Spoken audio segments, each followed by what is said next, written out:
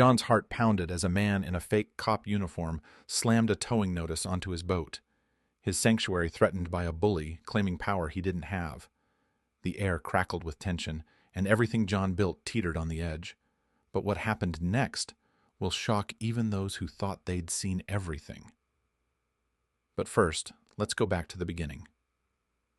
John Carter stood at the edge of the marina, the salty breeze ruffling the worn brim of his cap as his eyes narrowed at the figure striding toward him with an arrogant gait. The early morning sunlight reflected off the water, glinting on the polished wood of the Seabird's hull, a vessel painstakingly crafted over years of sweat, frustration, and unwavering dedication. This boat wasn't just wood and nails, it was his labor etched into the coastal horizon, a symbol of escape from a world that had grown increasingly hostile. Each plank told a story of perseverance, every varnish layer a quiet testament to his refusal to surrender his peace.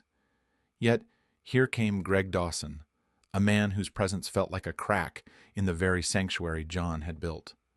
Greg wasn't just any man. He wore a mock badge and a uniform that mimicked authority, but lacked legitimacy. The so-called HOA cop embodied everything John despised, a bully cloaked in counterfeit power, wielding threats that should carry no weight. But Greg thrived on fear and confusion, exploiting the murky boundaries of jurisdiction to assert dominion over a place that was legally beyond his reach. John's blood boiled as Greg barked his demands. "Move your boat now, or we tow it. You've got fines coming, and you better believe we'll enforce every single one." The words slithered through the air, sharp and dismissive, void of any respect or reason. They were designed to intimidate, to break down resistance through sheer force of bluster. But John knew better. He knew the law, the ownership shares he held, the marina's complex but clear governance. Greg's threats were baseless, a thin veil draped over blatant extortion. The air between them thickened, charged with silent fury. John's hands clenched into fists, knuckles white against the rough wooden railing. His mind raced, not with anger alone, but with a mounting sense of violation. This wasn't just about a boat or a fine. It was about the erosion of his autonomy, the intrusion of chaos into a carefully constructed world. He saw the marina as a refuge, a harbor from life's relentless storms, but Greg's presence transformed it into a battleground. John's voice cut through the tension, steady but hard. "You have no right here, Greg. This marina isn't under your control. I'm a shareholder. You're making threats that won't stand in any court." The words carried weight, grounded in facts and years of fighting for his place in this community. But Greg smirked, immune to reason, fueled by the audacity of unchecked authority and the backing of an HOA that preferred silence over challenge. The encounter was not just an isolated confrontation, it was a symptom of something deeper, a clash between individual rights and the creeping overreach of organizations hungry for control. Greg's illegal jurisdiction wasn't accidental. It was the result of a growing trend where HOAs, armed with private security forces and vague mandates, blurred legal lines to assert power disproportionate to their mandate. They preyed on residents' fear of conflict and legal costs, turning neighbors into adversaries and private property into contested zones. John's mind flickered to the countless hours spent nurturing this marina, the early mornings cleaning the docks, negotiating with other shareholders, patching the Seabird's sails under a merciless sun. Every detail mattered because this place was more than a marina. It was a bastion against a world that felt increasingly hostile to people like him. And now, that sanctuary was under siege by a man who embodied everything John despised: corruption, bullying, and the dangerous willingness to weaponize lawlessness. As Greg's shadow fell over the dock, John felt a knot tighten in his chest. This confrontation was not merely about a boat or a fine. It was a battle for respect, for justice, for the right to exist without fear in the place he called home. The threat Greg posed was real, not because it was legally valid, but because the imbalance of power, the silence of bystanders, and the corruption of authority created a menace that should never have existed. John took a deep breath, the salt air filling his lungs, steadying his resolve. His life, his peace, his sanctuary, all were on the line, and he knew, without a shred of doubt, that surrender was not an option.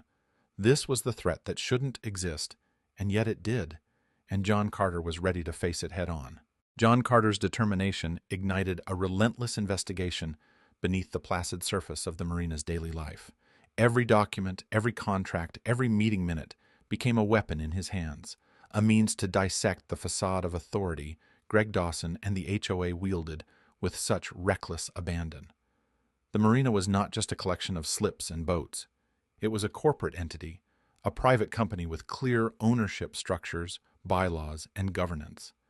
And those bylaws did not grant the HOA, or Greg, the right to intrude or impose fines. John pored over the legal papers stored in battered binders and scanned archives, tracing ownership stakes, cross-referencing property deeds, and scrutinizing meeting records. What emerged was a mosaic of contradictions and irregularities. The HOA's claims rested on ambiguous language and forged-looking resolutions, designed to fabricate jurisdiction where none legally existed. These were not the acts of a legitimate authority, but the desperate grasping of an organization losing its grip. Greg Dawson's aggression took on new meaning in this context.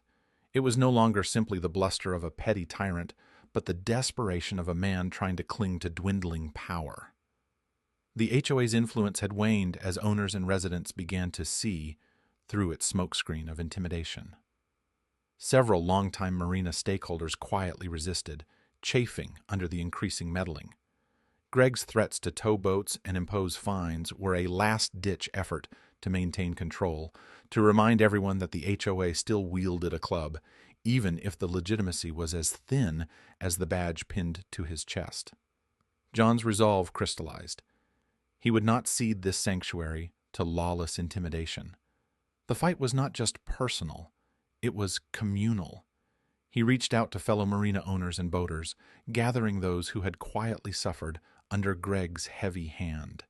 Stories poured in, unexplained fines, sudden towing notices, confrontations that ended in fear rather than resolution. Together, they mapped a pattern, a campaign of harassment aimed at weakening their unity and extracting profit under false pretenses. As allies gathered, the atmosphere shifted. The Marina's once fragmented community began to coalesce, fueled by shared frustration and a growing sense of justice. John became the nexus, the voice that turned isolated grievances into a collective demand for accountability. Legal counsel was sought, and the threads of Greg's fabrications began to unravel under scrutiny. When John confronted Greg again, the setting was no longer a solitary showdown, but a confrontation backed by evidence and a united front. John's eyes locked onto Greg's, the silent message clear. The days of unchecked threats were over. He presented the documentation, ownership records, HOA bylaws, expert legal opinions that dismantled the facade of authority Greg had clung to so fiercely. Each piece of evidence chipped away at Greg's bravado, revealing a man less in control than desperate to appear so. Greg's smirk faltered, the veneer of confidence cracking as murmurs rose among the assembled Marina stakeholders. The tension was palpable, thick with years of frustration and the charged energy of impending justice. The community was no longer passive observers, but active participants demanding an end to the abuse. John spoke with quiet authority, his voice steady but firm. This Marina belongs to its owners and operators, not to a security company with forged jurisdiction. We will no longer tolerate threats or unlawful seizures. It's time to restore respect and lawfulness to this place. The confrontation reached a boiling point, but it was not mere shouting or posturing. It was the collision of truth and deceit, of communal will against individual arrogance. The community's demand for justice echoed across the docks, reverberating through the polished rails and gentle waves. This was not just a fight over territory. It was a battle to reclaim their dignity, their rights, and their sanctuary. Beneath the calm waters of the Marina, a storm was rising. not of wind or tide, but of collective resolve. John's battle was no longer solitary. It was a movement poised to expose corruption and wrest control from those who had no right to wield it. The surface might look serene, but underneath, the currents of resistance grew stronger every day, promising a reckoning that could no longer be ignored. The tension inside the cramped community hall was palpable as John Carter stepped forward, the weight of months of investigation resting heavily on his shoulders. The air was thick with unease. HOA members, marina owners, and curious residents packed the room, every eye fixed on the man who had become the reluctant champion of their collective fight. The walls, once mere background to polite meetings and surface-level disputes, now seemed to press in with the gravity of a long-overdue reckoning. John's voice cut through the murmurs, calm but unyielding, as he methodically laid out the evidence that shredded the HOA's fabricated claims. He unfolded layers of official documents, property deeds, company charters, legal opinions, all meticulously cross-referenced to prove the marina's true ownership rested outside the HOA's reach. The documents were more than paper. They were the truth distilled, a stark contrast to the hollow threats that had haunted the docks for months. Greg Dawson's presence in the room was a study in defiance, masked by growing unease. His usual swagger was muted, replaced by a tight jaw and darting eyes that betrayed the collapse of the narrative he had desperately clung to. The so-called HOA cop, whose bluster had once commanded reluctant compliance, now found himself cornered by facts he could neither deny nor dismiss.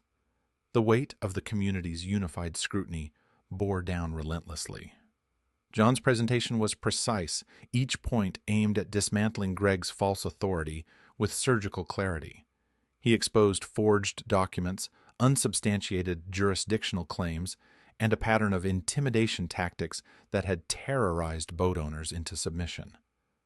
The room's atmosphere shifted from skepticism to a growing realization. This was not merely a bureaucratic tussle, but a clear case of corruption and abuse of power. When the floor opened for discussion, voices once hesitant now surged with conviction. Marina owners recounted their experiences: unauthorized fines, illegal towing notices, confrontations laced with threats, all corroborating John's findings. The collective outrage was palpable, a tidal wave sweeping away the HOA's pretense of control. Board members who had once nodded in uneasy silence now faced the undeniable truth, their complicity exposed under the harsh light of transparency. The climax came with the board's decisive vote to revoke the HOA's authority over the marina. The motion passed overwhelmingly, an emphatic declaration that the community would no longer tolerate the shadow of illegitimate control. Greg Dawson's banishment from the property was swift and irrevocable, his threats and intimidation extinguished along with the false power he wielded. The marina, once a battleground, was reclaimed as a sanctuary for its rightful owners. As the meeting adjourned, a profound stillness settled over the crowd, a collective exhale of relief and vindication.